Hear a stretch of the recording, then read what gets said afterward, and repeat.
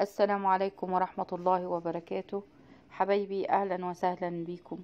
النهاردة فكرة جديدة ولقاء جديد إن شاء الله تستفيدوا بيه. معاكم أختكم أمل أحمد. أول مرة حد يشوف القناة يا ريت يعمل لايك للفيديو إن شاء الله يعجبه، وسبسكرايب للقناة ويفعل زر الجرس عشان توصلوا كل الفيديوهات الجديدة إن شاء الله. علب المأكولات الجاهزة، أظن بنستعملها كتير، وفي منها ورقية وفي بلاستيك، وفي أنواع منها. فاللي عنده العلب دي ما يرميهاش أبدا. دي تعتبر زي كنز كده، ممكن تعملي أفكار كتيرة منها لا حصر لها. ما كنتيش هتعملي منها أفكار ممكن تستخدميها استخدام الحاجات مرة واحدة. يعني تحطي فيها مثلا شوية بريل مواعين، تغسلي بيهم المواعين، شوية أي حاجات للمطبخ وترميها بعد كده. فالنهاردة هنعمل فكرة حلوة جدا هتعجبكم وهتولد منها أفكار كتير، وممكن تنفع مشروع مربح جدا. يدر عليك دخل وانت قاعدة ببيتك مرتاح.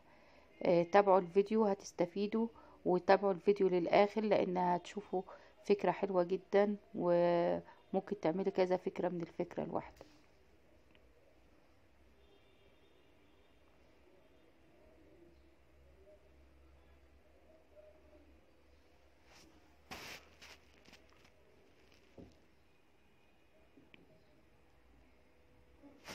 اللي ما يحبش يستعمل قماش ممكن يستعمل ورق فوم أو يستعمل أي حاجة يعني تكون قوية.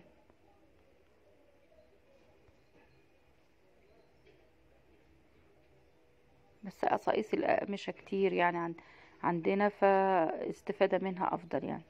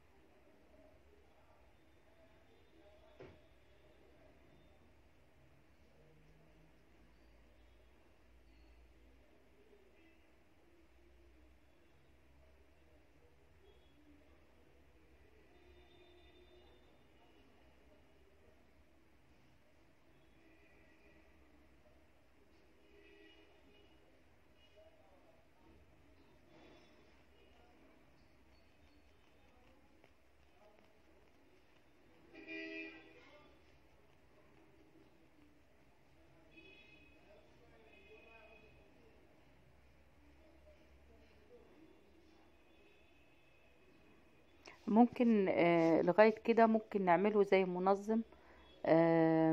تحطي مثلا خرم كده، تخرميه بالمسمار او حاجة سخنة، هيبقى منظم كده، تحطي فيه اي حاجة وانت معلقاها.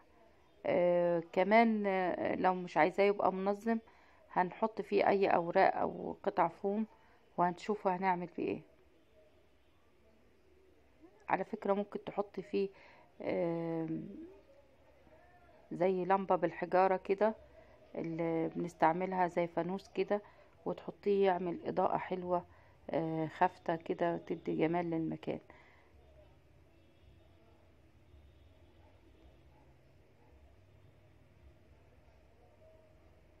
بحاول احط اي حاجة مكان الفوم، لان الفل عشان ما عنديش فل بصراحة. ممكن تلكلكي جرايد او ورق وتحطيه. ده ورود عاملاها، هقول لكم في فيديو ان شاء الله اعملها لكم. بدل ما نشتري ورود، مش هنشتري ورود من هنا ورايح، نعملها في البيت. وهوريكم طريقتها سهلة جدا وبسيطة، مش هتكلف ولا حاجة.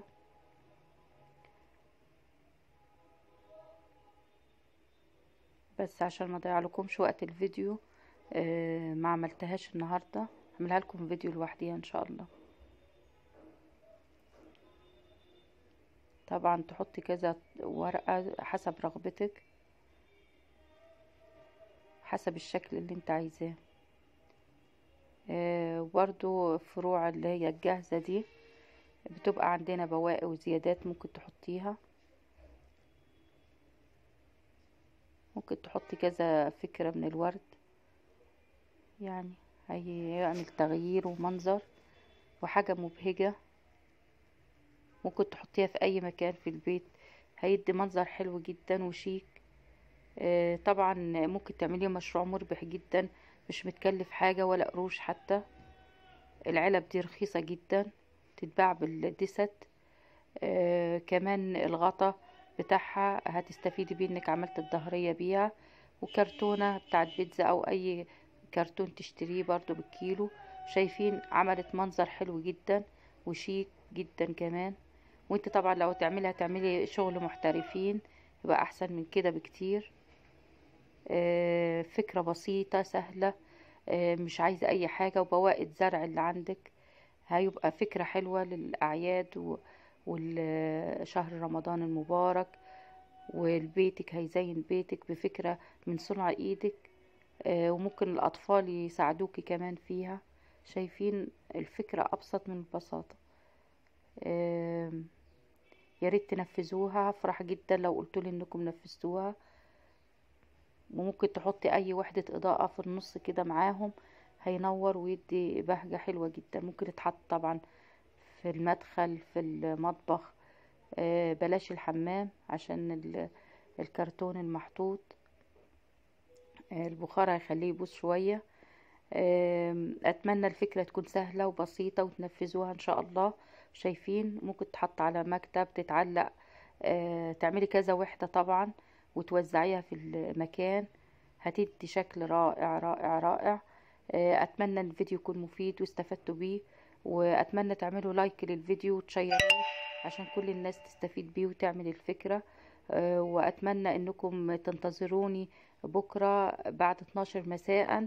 هعمل معاكم ان شاء الله بث مباشر غدا ان شاء الله، اذا كان لنا عمر، بعد 12 مساء بتوقيت القاهرة. اتمنى لكم كل الخير، والسلام عليكم ورحمة الله وبركاته.